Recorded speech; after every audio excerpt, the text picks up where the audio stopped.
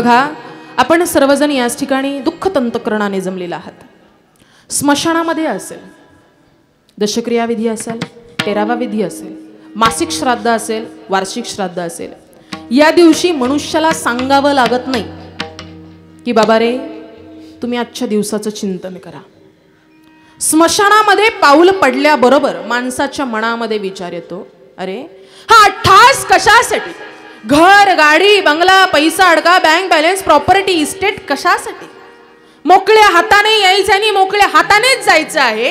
क्या लेके आया था तू, क्या लेके जाएगा, 4 दिन की जिंदगी है, 4 दिन का मेला. सगळं इथेच टाकून जायचं आहे. कारण की माऊली ज्ञानोबारांनी प्रकट केलेलं आहे, एरवी तरी साधारण उरी आदळली मरण, जो आठव तरी अंतःकरण तेची होईजे. माऊली ज्ञानोबराय मानवी जीवनाचं कल्याण करण्यासाठी सांगतात. माऊली ज्ञानोबराय तुम्हाला आम्हाला प्रकट करतात की एरवी मृत्यू येणार आहे. बघा, एरवी मृत्यू येणार आहे, पण मृत्यू आल्यावरती त्या प्रायाणकाल समयी, त्या अंतकाल समयी, त्या मरणाच्या वेळेस जर माझ्या भगवान परमात्म्याचा आठव झाला तर निश्चित पुढचा जन्म तशा पद्धतीने तुम्हाला प्राप्त होणार आहे. जो आठव तरी अंतःकरण तेची होईची. पण माऊली ज्ञानोबराय सांगतात की जी कोणती गोष्ट तुम्ही आठवाल ती गोष्ट तुम्हाला प्राप्त होणार आहे.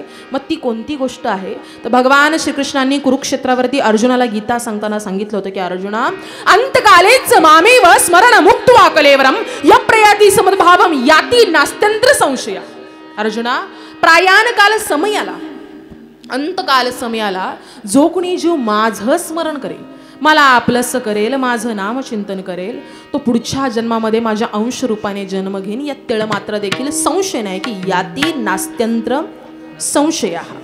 असा हा मानवी देह आहे, असा हा मानवी जन्म आहे. एक गोष्ट निश्चित लक्षात ठेवायची की आपण एक माती आहोत.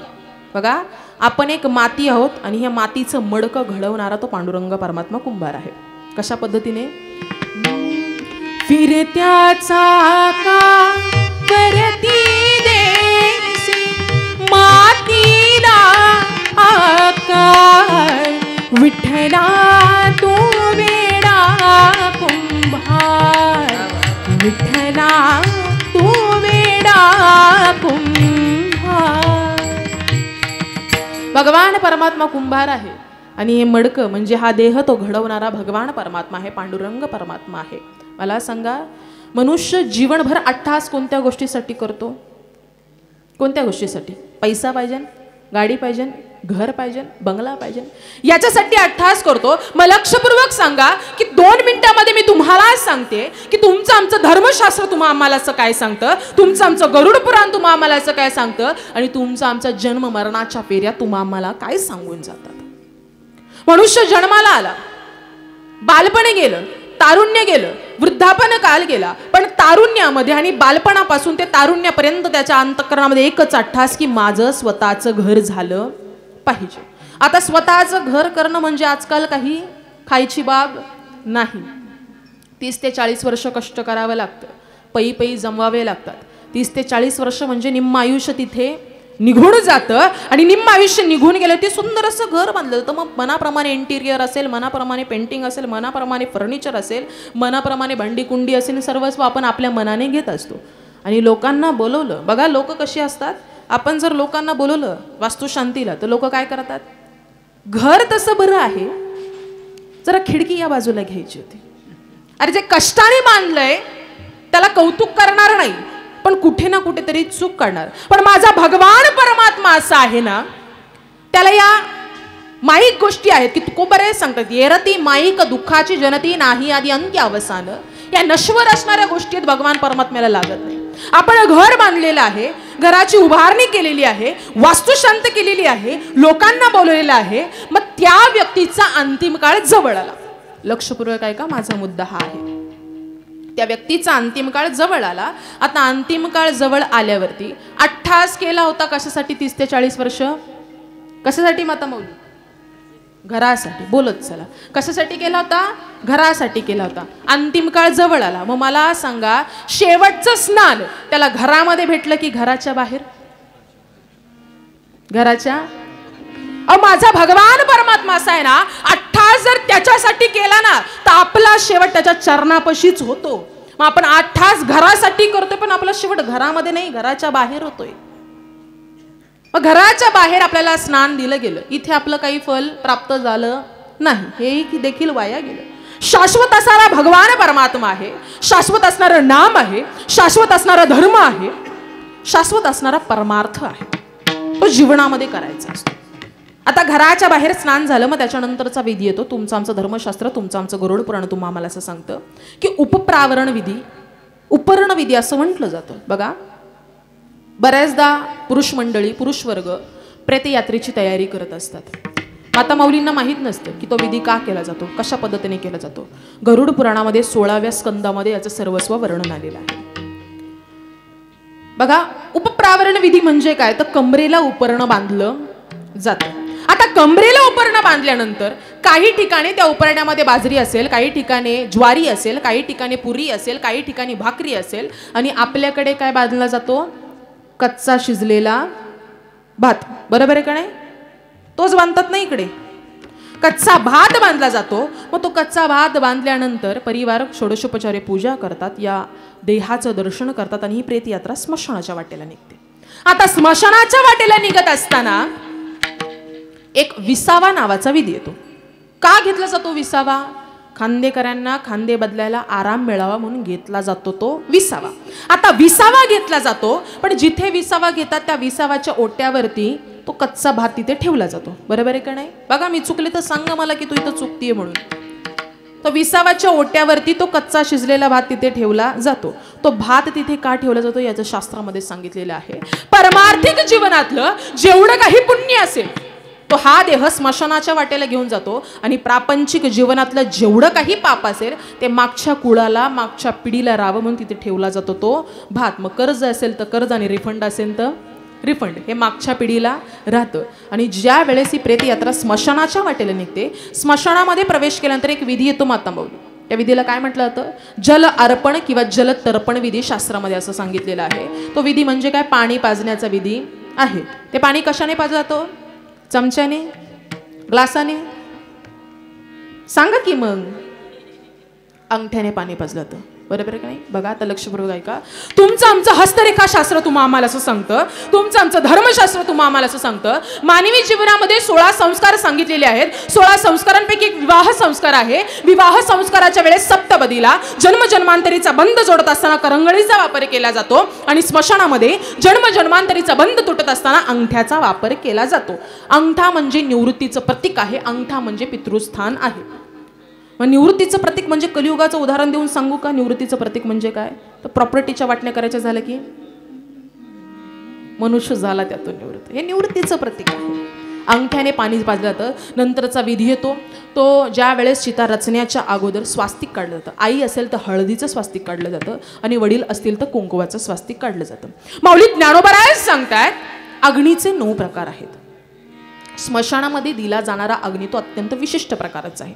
अग्नीचे 9 प्रकार माऊली ज्ञानोबराय तुम्हा आम्हाला सांगतात. स्मशाने नेऊनी भडाग्नी देऊनी येती परतोनी मागारे, की स्मशानामध्ये गेल्यावरती भडाग्नी नावाचा अग्नी तुम्हा आम्हाला दिला जातो, एक ना एक दिवस तुम्हा आम्हाला देणार आहे.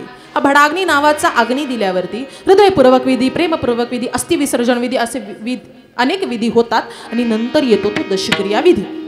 आता दशक्रिया विधीनंतर दशक्रिया विधीला 3 पिंड केले जातात. लक्षपूर्वक आहे का? 3 पिंड केले जातात. आपल्याकडे पद्धत आहे जीवखडा ठेवण्याची. बरोबर आहे का नाही? जीवखडा आपण ठेवतो, काही ठिकाणी त्याला आसमा असं म्हटलं जातं. जीवखडा आपण ठेवतो. तो जीवखडा का ठेवतो? तर ज्या वेळेस हा देह ठेवल्यानंतर शरीरातील 17 तत्व, शरीरातील चेतना शक्ती त्या जीवखड्यामध्ये 10 दिवस आपल्या घराच्या अवतीभोवती वास करत असते. मी सांगत नाही, गरुड पुराणामध्ये 16व्या स्कंदामध्ये सांगितलेलं आहे. तो 10 दिवस वास करत असते, आणि दशक्रियाच्या दिवशी 3 पिंडे केले जातात. मधला पिंड त्याला लिंगपिंड असं म्हटलं जातं, आणि लिंगपिंडासोबत ज्या वेळेस हा जीवखडा समर्पित केला जातो, खऱ्या अर्थाने दशक्रियाच्या दिवसापासून यमनगरीमध्ये यमद्वाराची यात्रा या आत्म्याची सुरू होत असते. विठ्ठल यमनगरीमध्ये यमद्वारापर्यंत जायचं आहे. आपण आषाढी कार्तिकीची वारी करतो. आता कार्तिकी झालेली, आता माऊलींचा समाधी सोहळा आलेला आहे. आषाढीची वारी केली. आपण वारी करत असताना डायरेक्ट पंढरपूरला जातो का? मुक्काम दर मुक्काम करत जात असतो. गरुड पुराणामध्ये या आत्म्याचे मुक्काम सांगितले आहेत. स्वर्गाला जाण्याचे 16.5 मुक्काम सांगितलेले आहेत. 16.5 मुक्काम वर्षभरामध्ये करावे लागतात. तब्बल एक वर्षभराचा कालावधी जातो. मग 13वा विधी येतो, मग मासिक श्राद्ध येतं आणि वार्षिक श्राद्ध येतं. म्हणजे आजचं हे प्रथम पुण्यस्मरण. वार्षिक श्राद्धाच्या दिवशी जी पूजा होते ती पूजा झाल्यावरती आपले पूर्वज अंशरूपाने येतात, कुटुंबियांना कुळाला आशीर्वाद देऊन निघून जातात. भगवान परमात्म्याच्या दरबारामध्ये चित्रगुप्त नावाचा वकील आहे, तो ठरवत असतो की यांच्या पापाची यादी पुण्याची यादी समोर ठेवतो. पापाचा पुण्याचा घडा कशा पद्धतीने बघतो हे ठरवतो आणि यांना कोणती योनी कोणता जन्म द्यायचा आहे हे आजच्या दिवशी ठरलं जातं. म्हणून हा आत्मा इहलोकाची यात्रा संपून परलोक गमन करतो आणि परलोक गमन करत असताना भगवान परमात्म्याच्या सानिध्यामध्ये वास करत असतो. विठ्ठल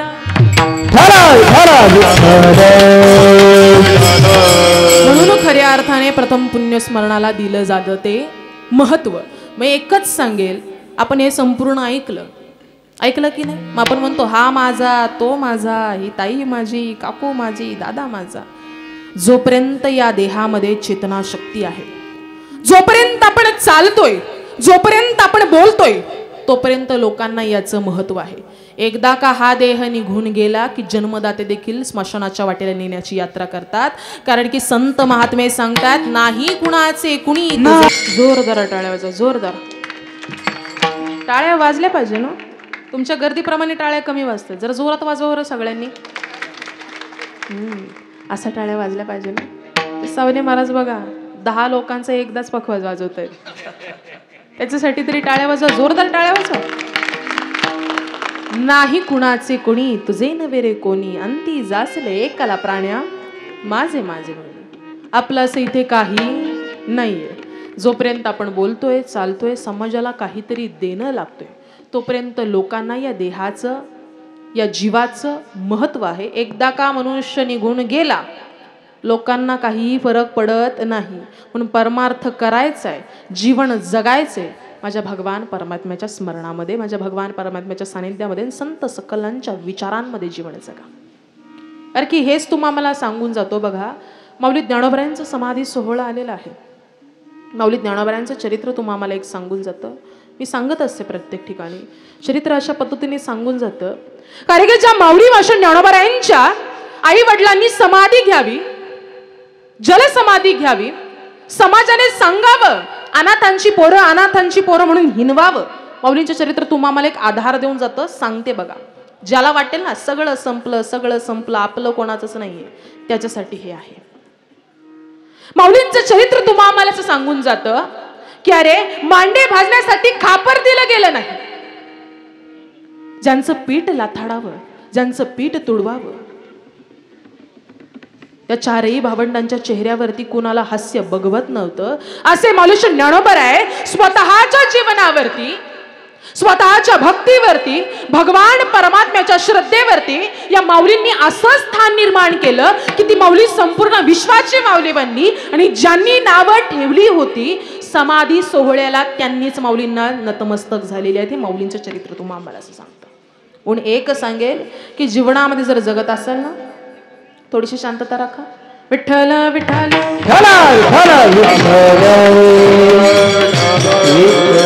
माता माऊली येणारे बसतील.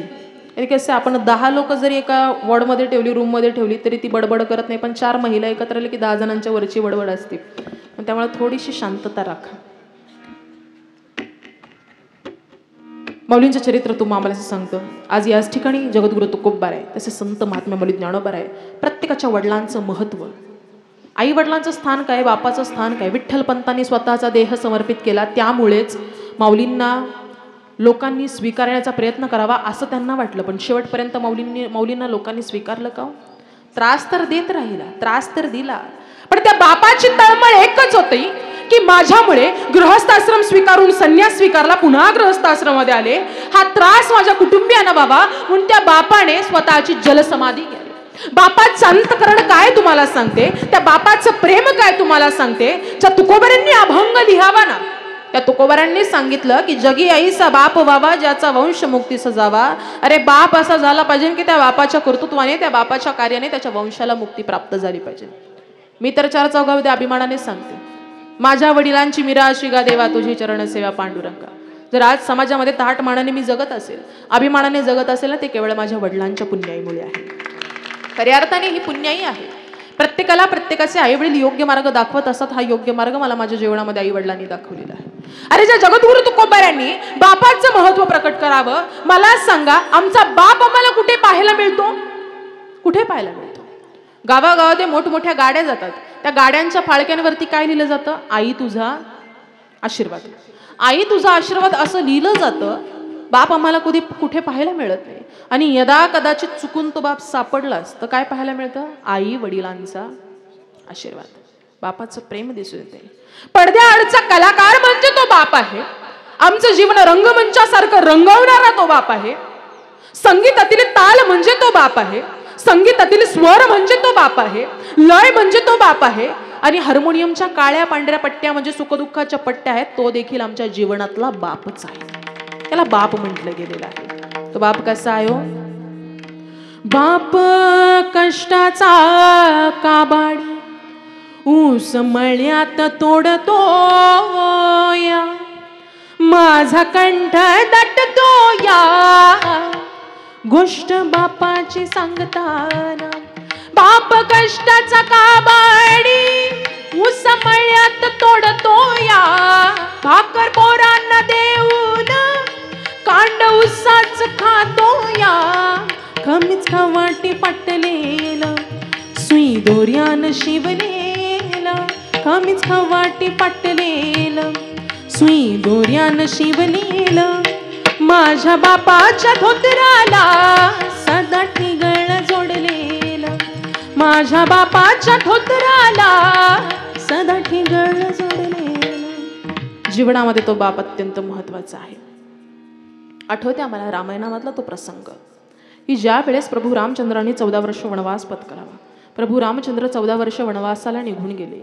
त्यावेळेस राजा दशरथांच्या अंतःकरण फक्त एका गोष्टीसाठी झुरत होतं, माझा राम जिथे आहे तिथे माझा प्राण आहे, माझा राम जिथे आहे तिथे माझा आत्मा आहे, माझा राम जिथे आहे तिथे माझी अयोध्या आहे, माझ्या रामाला बोलवा, मला माझ्या रामाला भेटायचं आहे.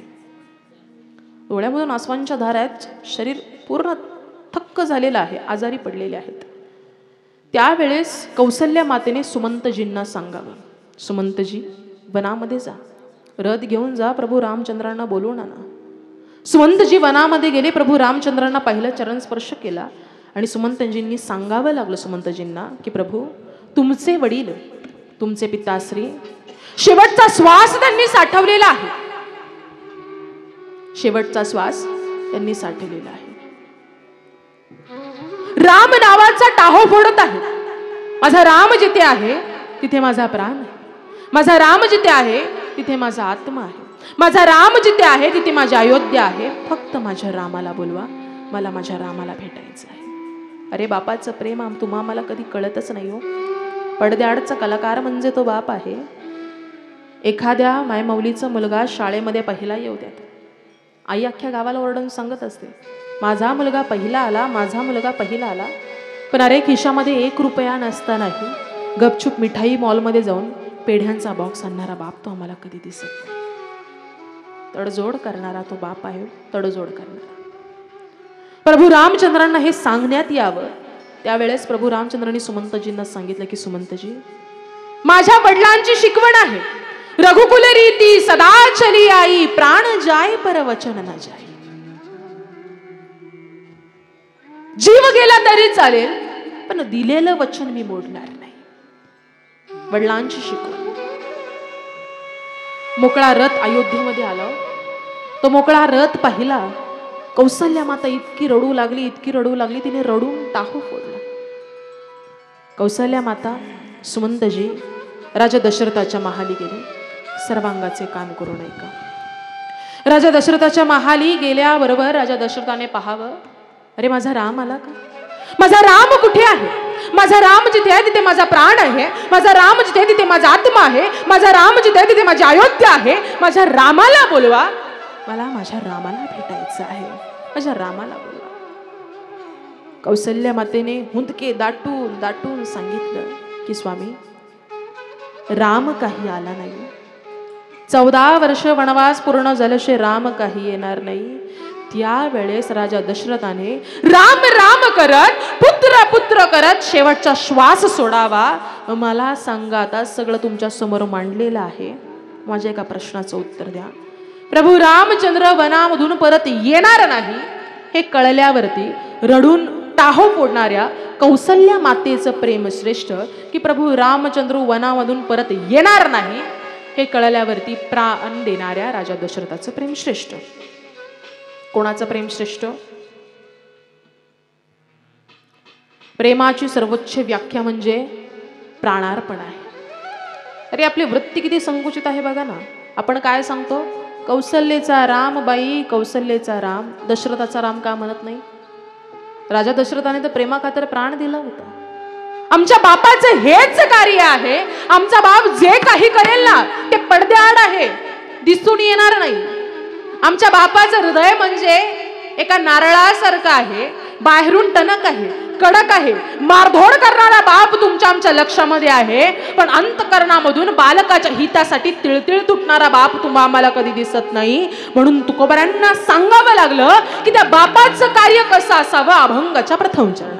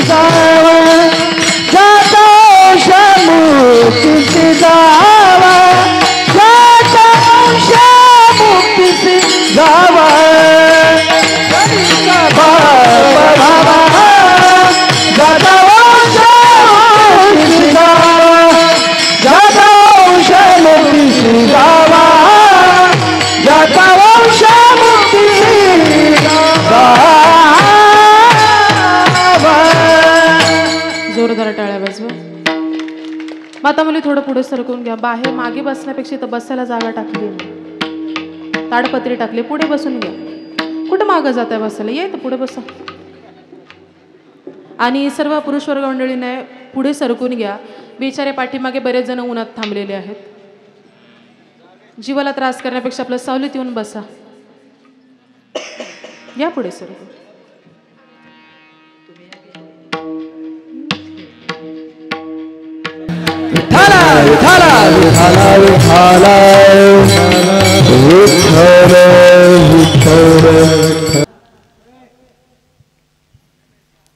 जगतामध्ये असा बाप झाला पाहिजे की त्या बापाच्या कार्याने त्याच्या वंशाला मुक्ती प्राप्त झाली पाहिजे.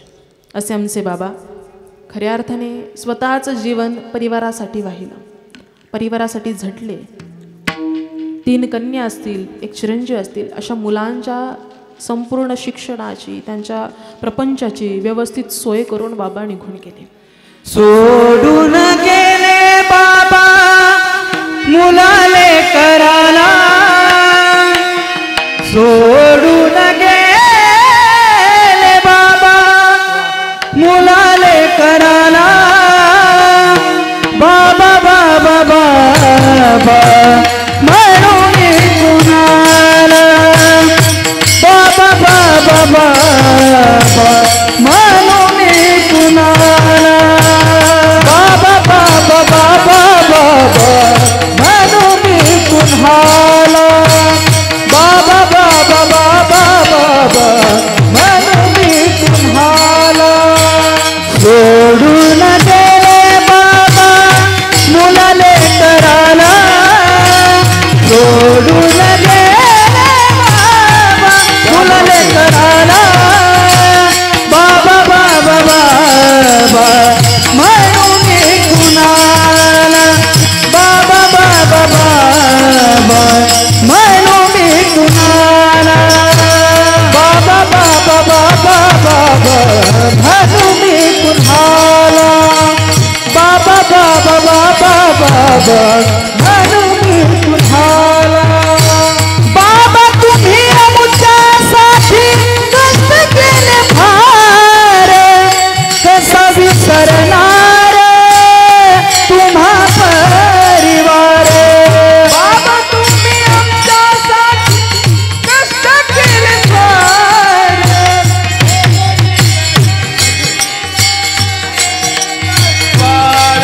हो बाबा तुम्ही आमच्यासाठी कष्ट केले फार, कसा विसरणार तुम्हा परिवार. बाबा तुम्ही आमच्यासाठी कष्ट केले फार, सोडून गेले बाबा सारा परिवार. सोडून गेले बाबा मुलाले कराला, सोडून गेले बाबा मुलाले कराला.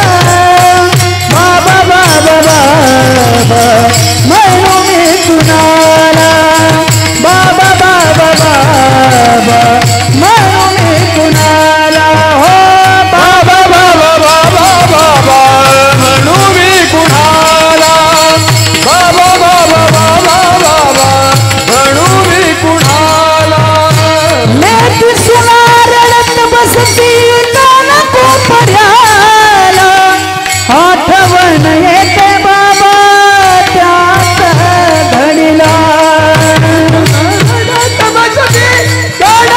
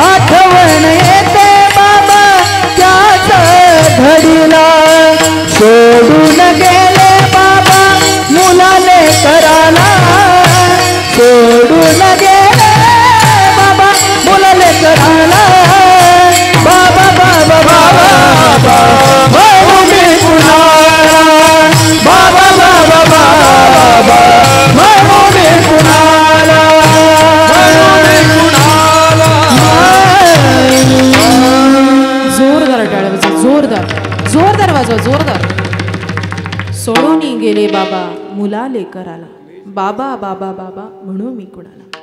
जीवनामध्ये बाप असेल तर सगळं सोपं असतं, पण अचानकमध्ये बाबा निघून जावा, संपूर्ण अंधार झाल्याशिवाय राहत नाही. अहो ज्या तुकोबऱ्यांचा अभंग आहे, थोडासा दादा अवस्था, ज्या तुकोबऱ्यांचा अभंग आहे त्या तुकोबऱ्यांच्या जीवनामध्ये बापाची व्यक्तिरेखा त्या तुकोबऱ्यांनी पार पाडली होती. बापाचं आणि लेकीचं नातं मी तुम्हाला सांगते. बापाचं आणि लेकीचं नातं असं आहे, दोघांची धडं मात्र वेगळी असली तरी दोघांचं काळीज मात्र एक आहे. बापाचं आणि लेकीचं नातं आहे. मग जगतातला बाप कोणत्याही कोपऱ्यात असेल, कोणत्याही देशात असेल, कोणत्याही भाषेतला असेल आणि कोणत्याही राज्यात असेल, पण बापाचं आणि लेकीचं नातं हे असंच आहे. ज्या वेळेस त्या बापाची लेक चिवल्यावल्या पावलांनी चालू लागते ना, तो बाप मोठे मोठे स्वप्न त्या लेकीच्या प्रती पाहत असतो. माझी तायडी, मला तिला हे बनवायचं आहे, मला तिला ते करायचं आहे. आणि ज्या वेळेस लेकीच्या मुखामधून पहिला बाबा हा शब्द बाहेर पडतो, स्वर्गाचं सुख त्या बापाला प्राप्त होत असतं. साध्या साध्या गोष्टींमध्ये समाधान आहे. अशीच बापाची व्यक्तिरेखा आमच्या जगद्गुरु तुकोबरायांची. जगद्गुरु तुकोबरायांच्या उदरी एक कन्या भागीरथी नाव तिचं. बघा लक्षपूर्वक ऐका. भागीरथी अत्यंत लहान होती. इवले पावलांनी पळत जायची, देवघरामधल्या चिपळ्या घ्यायची, तुकोबऱ्यांकडे जायची, तुकोबऱ्यांना सांगायची की बाबा तुम्ही विठ्ठल विठ्ठल म्हणा ना, तो मी ऐकते. इवल्या पावलांनी पळत जायची, खुंटेवरती लटकवलेला विना घ्यायची, बाबांना म्हणायची की बाबा तुम्ही काकडा आरती म्हणा ना, तो मी ऐकते. सतत बाबांच्या पाठीमागे भागीरथी लागणार, बाबा बाबा बाबा बाबा करत फिरणार. भागीरथीचा जन्म अशा पद्धतीने झाला ना, की भागीरथीचं जीवनही अशा पद्धतीने गेलेलं आहे. तुकोबऱ्यांच्या भजनामध्ये, तुकोबऱ्यांच्या कीर्तनामध्ये, तुकोबऱ्यांच्या नामस्मरणामध्ये भागीरथीने स्वतःचं जीवन घालवलेलं आहे. एक दिवस असं झालं बघा, लेकीचा अभिमान आपल्या बापाच्या प्रती, बापाचं लेकीचं नातं सांगते. दारामध्ये अनगडशा नावाचा फकीर आलेला आहे. पुण्याचे नामवंत पिंपरी चिंचवडचे मोरया गोसावी, गणपतीरायाचे भक्त आणि जगद्गुरु तुकोबराय, दोघांची ख्याती चांगली जगभर होती. अनगडशा म्हणला की दोन कोण असे व्यक्ती आहेत की माझ्यापेक्षा जास्त ज्ञान आहे. अहंकार त्याला झाला होता हो. आमचे नामदेव महाराज निर्वाणीची प्रार्थना करतात की अहंकाराचा वारा न लागो राजसा, माझ्या विष्णुदासा भाविक असे. माणसाने कितीही जरी मोठं झालं ना, तरी त्याच्या चित्ताला, अंतःकरणाला अहंकाराचा स्पर्श झालाच नाही पाहिजे. त्याला इतका अहंकार झाला, तो सर्वात प्रथम मोरया गोसावींकडे गेला. मोरया गोसावींना बोलू लागला, दारामध्ये थांबला, भिक्षाम देही मा भुके को रोटी दे. मोरया गोसावी होते हो. मोरया गोसावींनी काय केलं, वाडगभर मोती आणले. अनगडशा कटोरा घेऊन पुढे उभाच होता. मोत्याच्या गोडाऊनमधून मोती आणले, तो कटोरा अनगडशहाच्या कटोऱ्यामध्ये मोकळा केला, पण त्याचा कटोरा काही भरला नाही. पाहता पाहता दुसरी फेरी झाली, तिसरी झाली, चौथी झाली, पाचवी झाली, इतक्या फेऱ्या झाल्या तरी त्याचा कटोरा काही भरला नाही. पाहता पाहता मोत्याचं गोडाऊन खाली झालं तरी अनगडशहाचा कटोरा भरला नाही. मोरया गोसावी काय बोलू लागले, हात जोडले, विनंती केली, सांगितलं की स्वामी कदाचित माझ्या भक्तीमध्ये कुठेतरी कमी असेल, कदाचित माझी भक्ती भगवान परमात्म्यापर्यंत पोचत नसेल, म्हणून मी तुम्हाला दान देऊ शकत नाही, मला क्षमा करा. हात जोडले त्या साधकाने, क्षमा मागितली. अनगडशाला इतका अहंकार झाला की आता एक झाला, आता दुसऱ्याकडे जायचे, देहूला प्रस्थान करायचे. देहूला निघून गेला. बापाचं आणि लेकीचं नातं सांगते, लक्षपूर्वक ऐका. आजचा आपला विषय फक्त बाप आहे.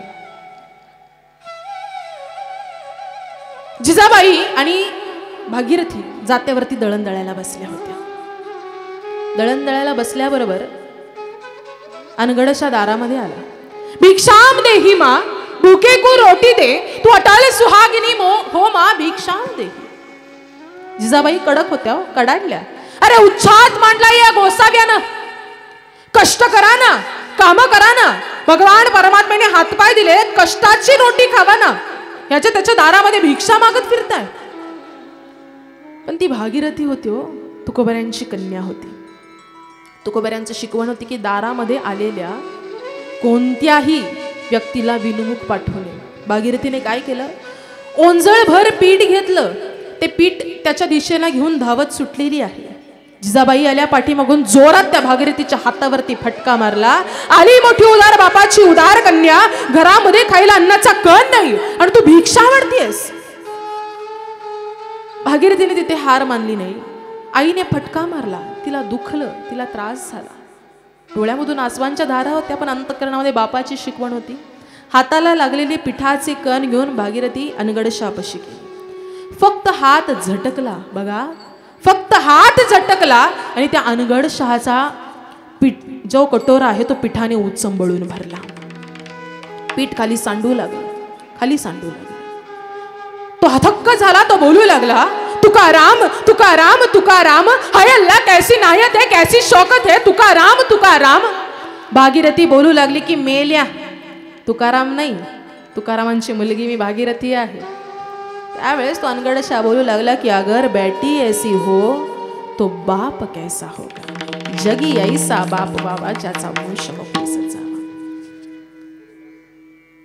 पण पाहता पाहता ती भागीरथी लहानाची मोठी झालेली आहे. बापाचं आणि लेकीचं प्रेम सांगते. पाहता पाहता लहानाची मोठी झाली. जिजाबाईंना त्यांच्या लग्नाची काळजी पडू लागली. आता लेक लग्नाचं वय झालेलं आहे.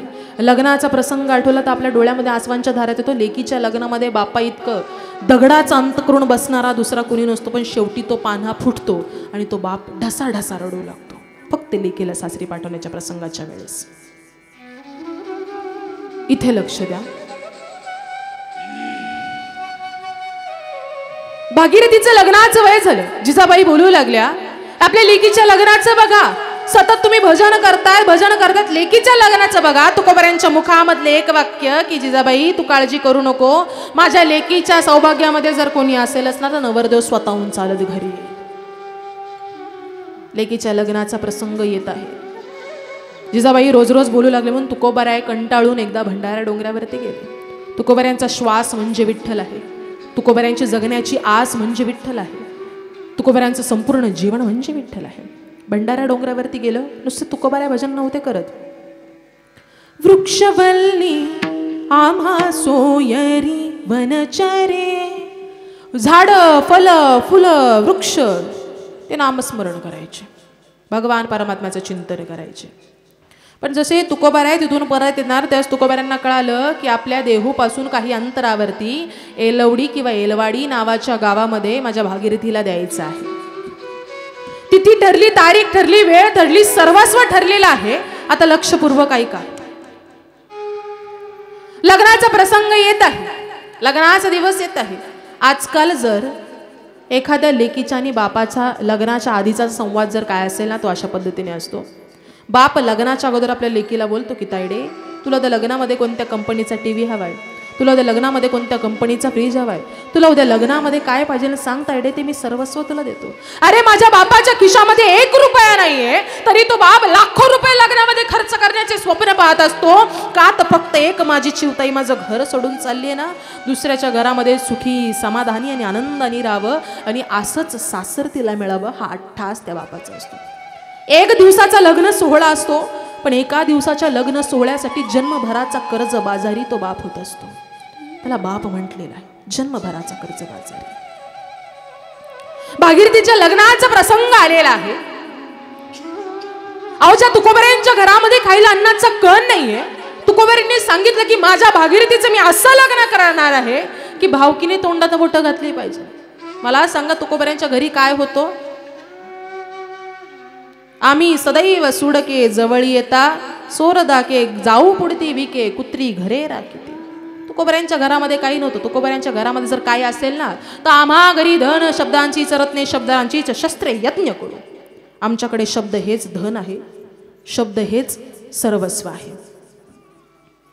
पण तुकोबऱ्यांनी सांगावं की माझ्या भागीरथीचं लग्न मी अशा पद्धतीने करणार आहे, अशा पद्धतीने करणार आहे की संपूर्ण समाजाने पाहताच आलं पाहिजे असं लग्न. इथे लक्ष द्या हो जरा, इथे लक्ष द्या.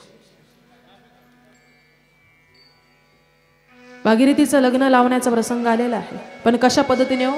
अहो माझ्या भागीरथीचं लग्न इतकं जोरात झालं ना, तिचा विश्वाचा मालक विश्वाचा चालक भागीरथीचं कन्यादान करण्यासाठी होता. भागीरथीच्या लग्नामध्ये कशाची कमी असेल हो? की जेथे लक्ष्मी सहित शोभे नारायण, जिथे साक्षात स्वतः लक्ष्मी आहे कन्यादान करण्यासाठी, त्या भागीरथीच्या लग्नामध्ये तिला कशाची कमी होती? पण शेवटचा प्रसंग आला तो लेकीला सासरी पाठवण्याचा. लक्षपूर्वक ऐका. प्रत्येक बापाने आपल्या डोळ्यासमोर आपल्या लेकीला आठवा, लेकीच्या लग्नाचा प्रसंग साठवा. आणि तो प्रसंग आल्याबरोबर भागीरथीला तुकोबरे बोलू लागले की भागीरथी तुला आता जावं लागेल. भागीरथी बोलू लागली की बाबा मला तुम्हाला सोडून जाण्याची इच्छा नाहीये बाबा. तुम्ही मला सांगा, ही जर भागीरथी माहेरून सासरी निघून गेल्यावरती तुमची काकड आरती कोण ऐकवेल बाबा? तुमचा हरिपाठ कोण ऐकवेल बाबा? या भागीरथीचा दिवसेंदिवस तुकोबऱ्यांच्या चिंतनामध्ये जात होता. कोण ऐकवेल बाबा ते चिंतन? मला जायचं नाहीये बाबा. तुकोबऱ्यांनी स्वतःची पगडी काढावी आणि पगडी काढल्याबरोबर भागीरथीच्या चरणापाशी ठेवायला जाणार. भागीरथीच्या चरणापाशी ठेवायला जाणार. भागीरथीने हात धरला आणि भागीरथी बोलू लागली की बाबा माझ्यासाठी तुम्ही तुमची इज्जत माझ्या चरणापाशी ठेवताय बाबा. नाही बाबा, मी निघाले बाबा, मी चालले.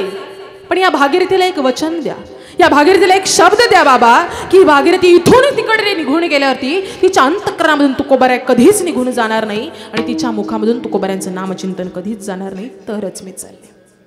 भागीरथी निघाली. भागीरथी गेल्यावरती बघा, त्या काळी ज्या वेळेस मुलगी सासरी जायची ना त्याच वर्षभर माहेरी यायची नाही. पण आजकाल लग्न झालं महिनाभर सासरी की 4 महिने माहेरी येतेच पोरगी. त्या काळी संस्कार हे संस्कार होते, संस्कृती ही संस्कृती होती, परंपरा ही परंपरा होती.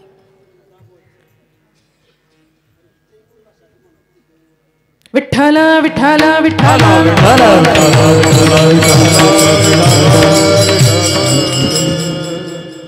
भागीरथी सासरी निघून गेलेली आहे. भागीरथीच्या गावामध्ये माळीन मावशी म्हणून तुकोबऱ्यांची एक नामक शिष्य होती देहूमधली. ती भागीरथीच्या गावामध्ये भाजी विकण्यासाठी जायची आणि भागीरथीचा तो दिवस तुकोबऱ्यांच्या चिंतनाखाली जायचा. भागीरथीला धन्यता वाटली. पण अचानकपणे माळीन मावशी आल्या नाही. काळ आला जवळ. लेकीचं लग्न लागलेलं आहे.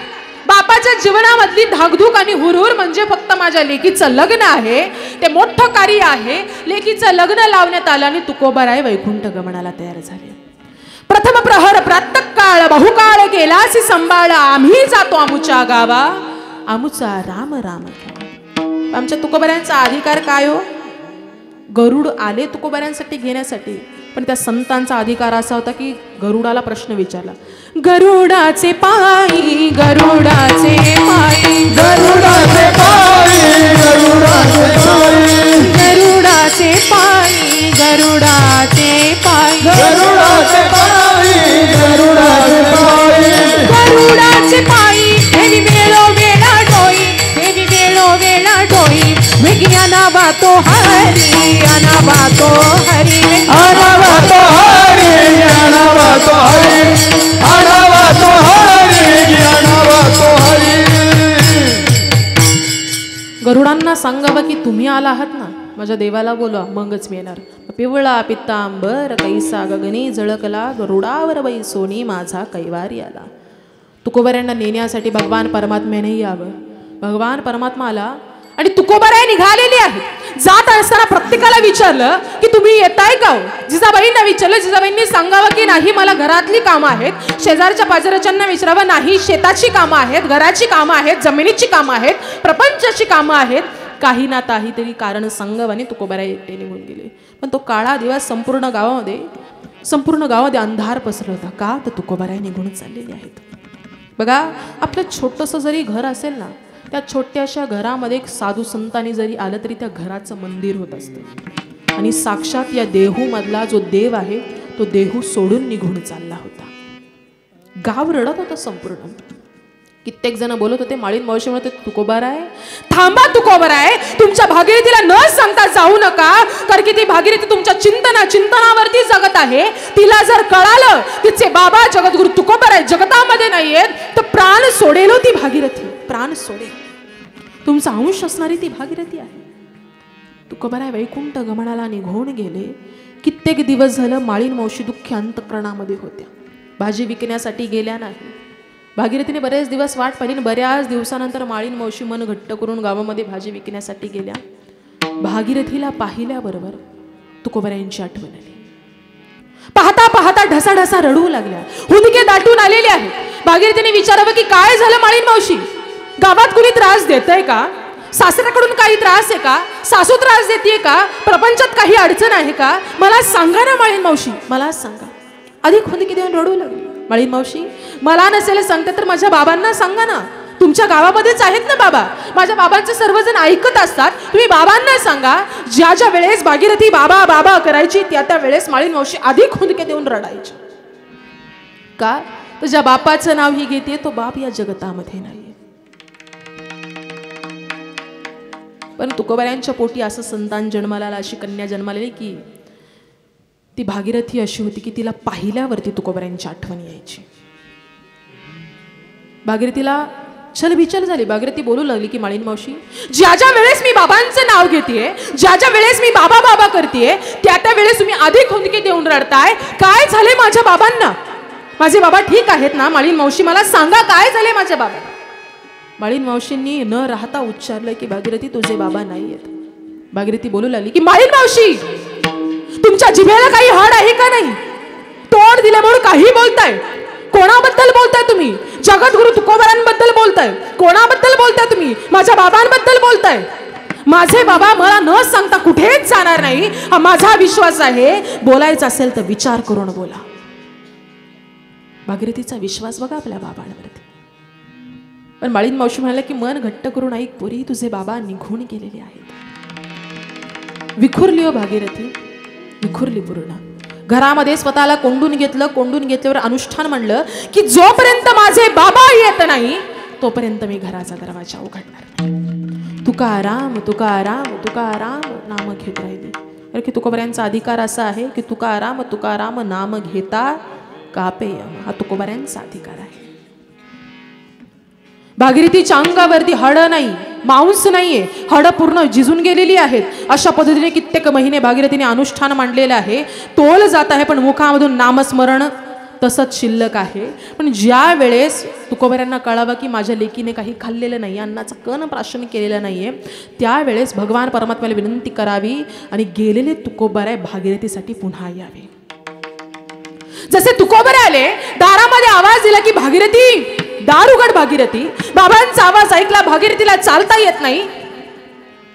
इकडून तिकडे तिकडून इकडे अशी डौलत डौलत ती भागीरथी चाललेली आहे. का तर आपल्याला तोल आपल्याला सावरता येईना. दरवाजा उघडला. लख सूर्यांचा प्रकाश भागीरथीच्या डोळ्यासमोर, तुकोबाऱ्यांची चतुर्भुज मूर्ती त्यांच्या समोर. तुकोबारे आले. भागीरथीला कळालं बरं का. भागीरथीने घरामध्ये बसून ठेवलं. आता आपले बाबा आलेले आहेत, त्यांना खायला काहीतरी करावं. प्रत्येक लेकीचा अट्टाहास असतो की माहेरवरून सासरी जर आपला बाप आला ना तर बापासाठी काय करून काय नको हे आपल्या लेकीसाठी होत असतं. प्रत्येक गावाला सांगायची की तुकोबारे आलेले आहेत, तुकोबारे आलेले आहेत, मला काहीतरी द्या. तुकोबाऱ्यांनी करण्यासाठी शेवया तिने काढल्या, पण शेवयांना देण्यासाठी दूध नव्हतं, शेवया बनवण्यासाठी दूध नव्हतं. गावामध्ये प्रत्येक घरामध्ये जायची, माझे बाबा आलेले आहेत, वाटीभर दूध द्या, मला शेवया करायच्या आहेत. पण संपूर्ण गावाला माहित होतं की तुकोबारे कधीच वैकुंठ गमनाला निघून गेले. गावकरी घरामध्ये यायचे, पाहायचे, पण कोणाला तुकोबारे दिसायचे नाही, फक्त भागीरथीला दिसायचे. पण भागीरथी तक्क झाली. काय हा तुकोबाऱ्यांचा अधिकार हो?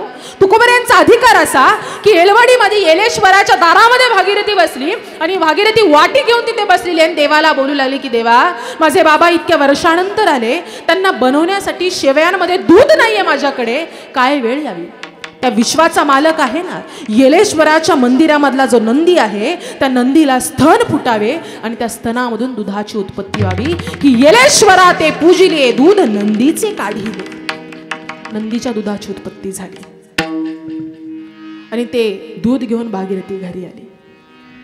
तुकोबाऱ्यांना शेवया बनवल्या, पण जाता जाता तुकोबाऱ्यांना एक भागीरथी बोलू लागली की बाबा, जो समाज म्हणतोय त्याच्यावरती मी कधी विश्वास ठेवणार नाही. माळीन मावशीने मला सांगितलं तुम्ही मला सोडून निघून गेलेले आहात, पण तुम्ही मला सोडून गेलेल्या नाहीत हे मला माहित होतं. तुम्ही आलात, आता तुम्ही चाललेला आहात, आता एक वचन द्या, एक शब्द द्या की बाबा या भागीरथीच्या अंतःकरणामधून तुकोबारे कधीच निघून जाणार नाही, या भागीरथीच्या मुखामधून तुकोबाऱ्यांचं नाम कधीच जाणार नाही. कारण की माझा बाप म्हणजे जगाचा मालक आहे, माझा बाप म्हणजे जगद्गुरु आहे, त्याच्या स्वाभिमानावरती मी जगत आहे. म्हणून अभंगामध्ये जगद्गुरु तुकोबाऱ्यांना सांगावं लागलं की पोटा येता हरले पाप ज्ञानदेव माय. आमचा बाप इतका ज्ञानी होता जगद्गुरु तुकोबाऱ्यांसारखा की मुळी बाप होता ज्ञानी आम्ही लागलो ज्ञानी. की त्या बापाच्या कार्याने त्या बापाच्या परमात्म्याने भागीरथीला परमात्म्याची गोडी लागली, भगवंताची गोडी लागली, भगवंताचं नामचिंतन करू लागले. मग त्यावेळी तो बाप आपल्या संपूर्ण अट्टहास पूर्ण करत असतो. ब्रह्मेची आळ म्हणजे गेलेले तुकोबराय पुन्हा भागीरथीसाठी यावे अभंगाच्या शेवटच्या चरणात. तुका म्हणे ब्रह्मीची आळ, तुका म्हणे माझी पूर्व ब्रह्मीची आळ, तुका म्हणे माझी पूर्व ब्रह्मीची आळ, तुका म्हणे माझी पूर्व ब्रह्मीची आळ, तुका म्हणे माझी पूर्व ब्रह्मीची आळ, तुका म्हणे माझी पूर्व ब्रह्मीची आळ, तुका म्हणे माझी पूर्व ब्रह्मीची आळ, तुका म्हणे माझी पूर्व ब्रह्मीची आळ, तुका म्हणे माझी पूर्व ब्रह्मीची आळ, तुका म्हणे माझी पूर्व ब्रह्मीची आळ,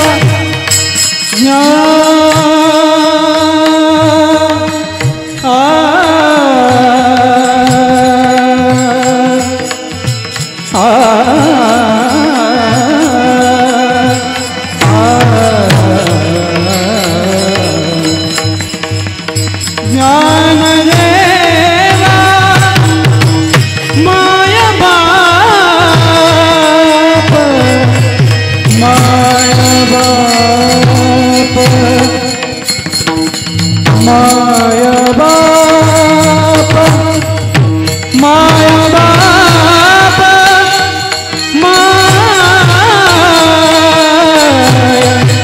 बाप ज्ञानदेव ज्ञानदेव माया बाप होताये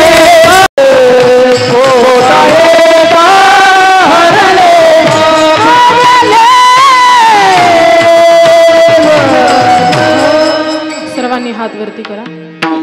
सर्वांनी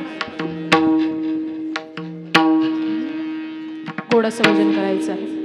विठोबा रखुमाई विठोबा रखुमाई विठोबा रखुमाई विठोबा रखुमाई विठोबा रखुमाई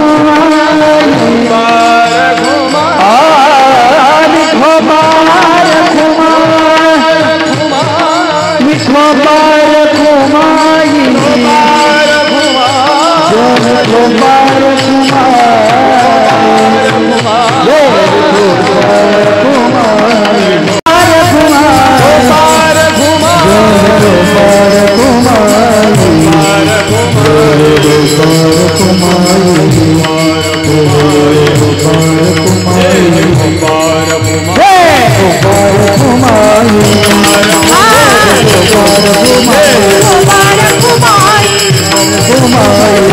रखुमाई विठोबा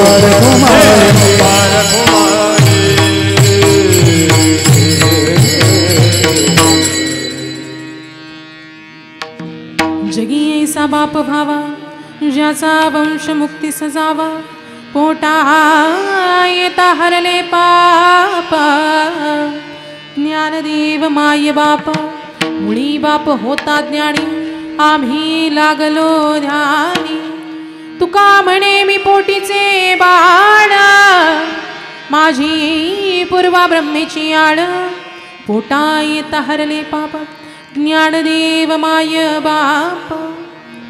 हे पा फक्त 10 मिनिटं मी तुमचे घेईन, जास्त वेळ घेणार नाही. आज याच ठिकाणी आपल्या या पिसावरे गावामध्ये कैलासवासी अर्जुन सुतार गिंवेकर आमचे बाबा यांच्या प्रथम पुण्यस्मरणानिमित्त आपण सर्वजण याच ठिकाणी जमलेला आहात. आता हळूहळू परिपावणे येत आहेत, संख्या वाढत आहे. थोडंसं लक्षही विचलित होत आहे. कोण कसं येतं आहे, कोण कसं चालतं आहे, कोणी कसे कपडे घातली आहेत, आपण त्याच्याकडेच बघतोय. हा ना, तुम्हीच हा म्हणताय, मी तर म्हणतच नाही बरं का. आणि कृपा करून फक्त 10 मिनटं मंडपाच्या पाठीमागच्या कार्यकर्त्यांना विनंती आहे की 10 मिनटं शांतता राखा, फक्त 10 मिनटं. याच ठिकाणी सुंदर असा कार्यक्रम. या कार्यक्रमाच्या पाठीमागं खूप मोठं दुःख आहे, पण या दुःखाच्याही पलीकडे परमात्म्याचं सुख आहे. अशा पद्धतीने सुंदर असा हा कार्यक्रम आहे. हरिकीर्तन सोहळा आहे. तुकोबऱ्यांचा अभंग गोड असा सोडवण्याचा केवळ प्रयत्न केला. जे काही बरोबर असेल ते माझ्या गुरूंकडून मला प्राप्त झालेलं आहे. आणि बोलता बोलता काही चुकून बोलले गेले असेल तो माझ्या बुद्धीचा दोष समजून मला क्षमा करा. याच ठिकाणी त्या बापाचं महत्व तुकोबारांनी तुम्हा आम्हाला प्रकट केलं. तुकोबारांनी तुम्हा आम्हाला सांगितलं. जीवनामध्ये एक सांगेल, लक्षपूर्वक ऐका. तुम्ही जर चांगले बोलत असाल तर संगीतप्रेमी तुमच्याकडे येतील. तुम्ही जर चांगले बोलत असाल तर शब्दप्रेमी तुमच्याकडे येतील. तुम्ही जर चांगले गात असाल तर संगीतप्रेमी तुमच्याकडे येतील. तुमच्याकडे पैसा श्रीमंती असेल तर श्रीमंतीने लोभावली लोक तुमच्याकडे येतील. तुमच्याकडे प्रसिद्धी असेल तर प्रसिद्धीसाठी लोभावली लोक तुमच्याकडे येतील. पण एखाद्या बालकाला हात नाही, पाय नाही, त्याला बोलता येत नाही, त्याला जन्मजात अपंगत्व आहे, अशाही बालकावरती निस्वार्थ प्रेम करतो, त्याला बाप असं म्हटलं जातं. बाप. जगाच्या पाठीवरती आपण काहीतरी देणं लागतो, लोकांचं प्रेम तुम्हा आम्हाला मिळतं. पण ज्याला आपण काहीच देत नाही तो जन्मभर तुम्हा आम्हाला पोसत राहतो, त्या बापाचं निस्वार्थ प्रेम तुमच्या आमच्यावरती आहे. जास्त काही सांगणार नाही, फक्त 10 मिनिटं सांगते त्या बापाचं जीवन कसं आहे, त्या बापाचं अस्तित्व कसं आहे. बाप स्वाभिमानी बाना, बाप कनखर कडा, त्याच्या काळ जात शोधा, लाजाळूची संवेदना, त्याची पहाडाची छाती, त्याचे हृदय गुलाब, त्याच्या घामाच्या थेंबात हिऱ्या मोत्याचा रुबाब. बाप तलवार ढाल, बाप पेटती मशाल, बाप जागतो म्हणून घर झोपते खुशाल. त्या बापाचं अस्तित्व आपल्या जीवनामध्ये असं आहे. एक मुलगा आपल्या वडिलांना इतका वैतागला होता, इतका वैतागला होता, तो आपल्या बाबांना बोलू लागला की बाबा, अहो वेळोवेळी मला शिस्त शिकवताय, आमच्या डोळ्यामध्ये कडक बाप आम्हाला पाहायला मिळतो, मारधोड करणारा बाप आम्हाला पाहायला मिळतो, तो बाप आम्हाला ओरडतो, शिव्या शाप करतो, असा बाप आम्ही आमच्या डोळ्यामध्ये साठवलाय, पण पडद्या आडचा कलाकार काहीतरी वेगळाच आहे. ते वडील त्याला सारखं सांगायचे बरं का, बाळा, आधी बाळा बाळा करून बोलले, पण मुलगा ऐकला नाही की त्याला त्यांच्या भाषेमध्ये सांगायचे.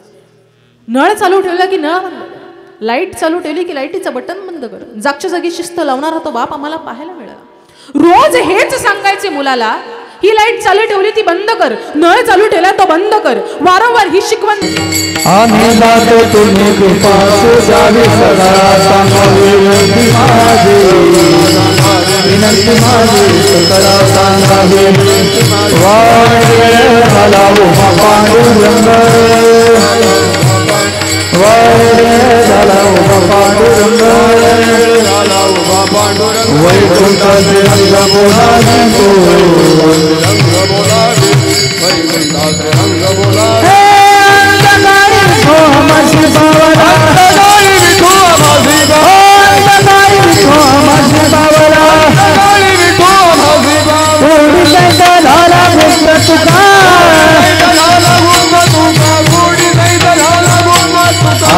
ज्ञानेश्वर माऊली